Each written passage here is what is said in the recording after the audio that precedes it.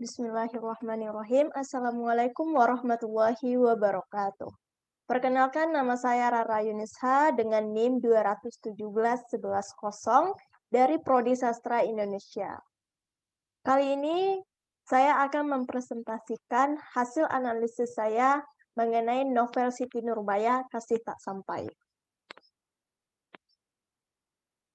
Sebagaimana yang tertera di layar, yang pertama kita akan menganalisis unsur intrinsik.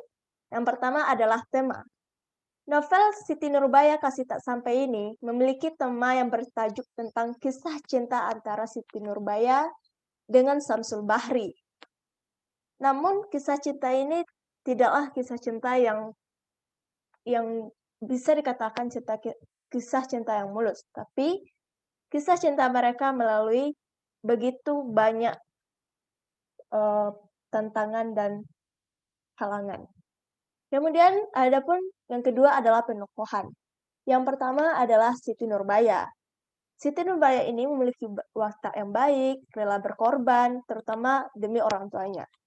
Kemudian ada Samsul Bahri, dia adalah laki-laki yang baik hati, rela berkorban demi kekasihnya, dan juga adalah laki-laki yang bijaksana.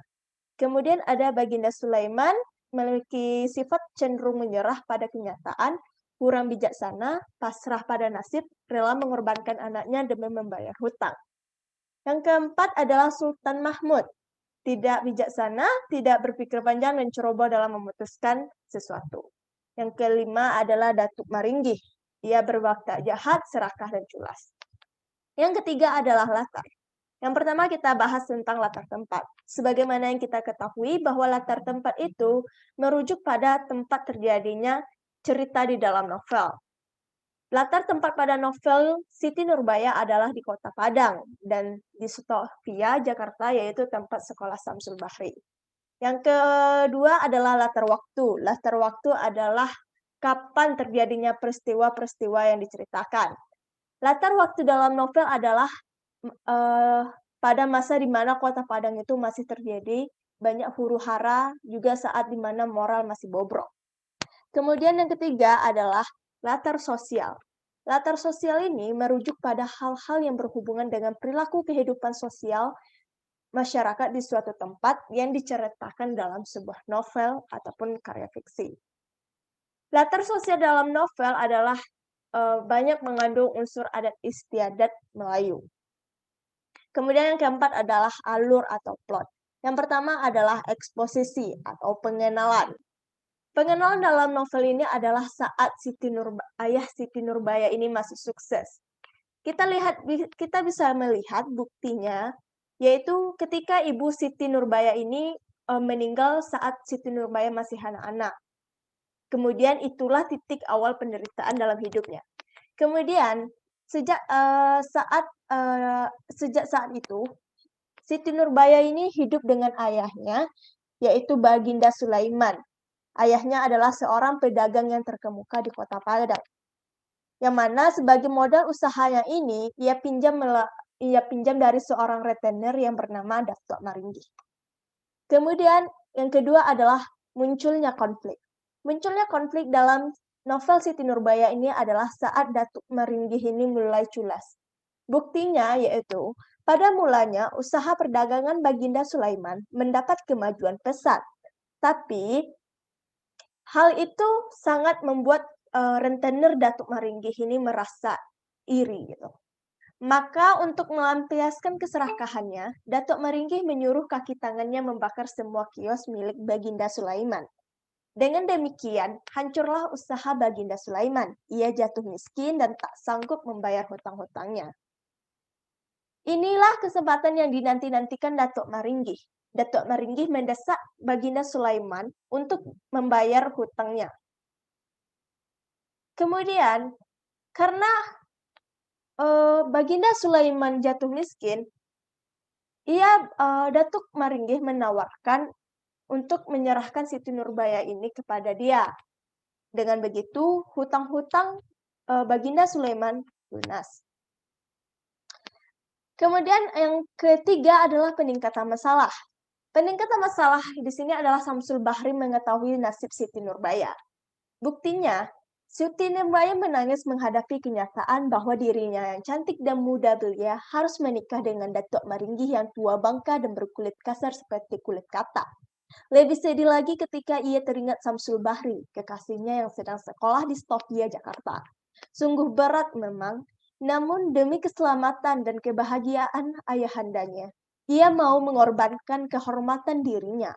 Samsul Bahri yang berada di Jakarta mengetahui peristiwa yang terjadi di desanya, terlebih karena Siti Nurbaya mengirimkan surat yang menceritakan tentang nasib yang dialami keluarganya. Yang keempat adalah klimaks. Klimaks dalam novel ini adalah saat Samsul Bahri dan Datuk Maringgi saling membunuh. Buktinya kita bisa melihat pada kutipan, 10 tahun kemudian, dikisahkan di kota Padang sering terjadi huru-hara dan tindak kejahatan akibat ulah Datuk Maringgi dan orang-orangnya. Samsul Bahri yang telah berpangkat letnan dikirim untuk melakukan pengamanan. Samsul Bahri yang mengubah namanya menjadi Letnan Mas segera menyerbu kota Padang. Ketika bertemu dengan Datuk Maringgi dalam suatu keributan tanpa berpikir panjang lagi, Samsul Bahri menembaknya. Datuk Maringgi jatuh tersungkur, namun sebelum tewas, ia sempat membacok kepala Samsul Bahri dengan parangnya. Kemudian yang kelima adalah resolusi. Resolusi dalam novel ini adalah setelah membunuh Datuk Maringgi, Samsul Bahri juga ikut tewas. Buktinya, Samsul Bahri alias Letnan Mas segera dilarikan ke rumah sakit. Pada saat-saat terakhir menjelang ajalnya, ia meminta dipertemukan dengan ayahandanya. Tetapi ajal lebih dulu merenggut Samsul Bahri sebelum Samsul Bahri sempat bertemu dengan orang tuanya dan Siti Nurbaya telah mendahulunya. Kemudian yang kelima adalah sudut pandang. Novel Siti Nurbaya ini menggunakan sudut pandang orang ketiga. Penulis memposisikan dirinya pada posisi pencerita yang mengetahui banyak hal tentang isi cerita dalam novel. Sudut pandang orang ketiga ditunjukkan dengan adanya penggunaan kata ganti orang ketiga yakni dia atau penyebutan nama orang di dalamnya. Yang keenam adalah amanat. Amanat yang terdapat di dalam novel ini, tunggu sebentar.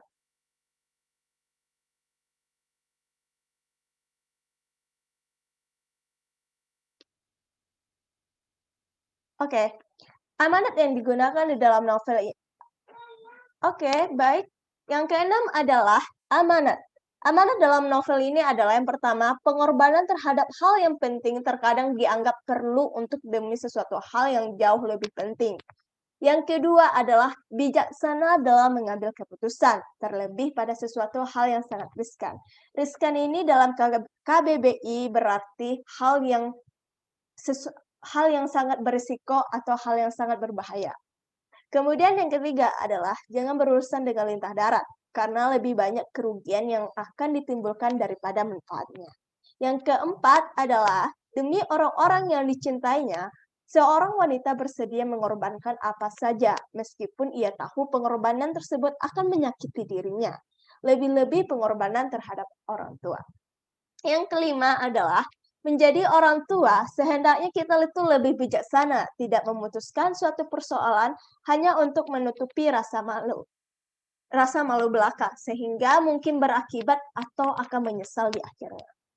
Yang ketujuh adalah gaya bahasa. Gaya bahasa yang digunakan di dalam novel ini adalah gaya bahasa etnis Melayu. Oke. Yang B, unsur ekstrinsik. Unsur ekstrinsik yang pertama adalah keadaan subjektivitas pengarang yang memiliki sikap, keyakinan, dan pandangan hidup. Pengarang berusaha melakukan inovasi baru dengan menggebrak sastra Indonesia modern dengan meluncurkan novel ini dengan gaya bahasa yang tersendiri.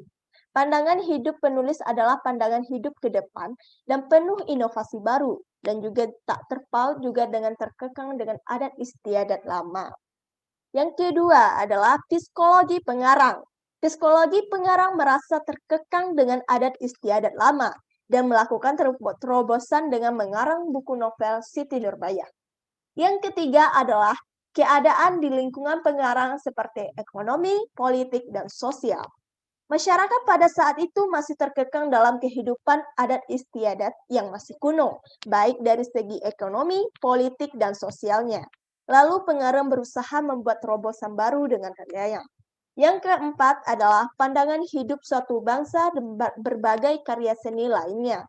Pada saat itu, pandangan karya seni cenderung monoton dan gaya bahasanya hanya biasa saja. Jadi, Marah Rusli membuat gebrakan dengan memunculkan gaya bahasa etnis Melayu pada novel Siti Nurbaya Kasih Tak Sampai. Sekian hasil presentasi saya pada kesempatan kali ini. Salah dan kurang saya mohon maaf. Billahi taufik wal hidayah. Assalamualaikum warahmatullahi wabarakatuh.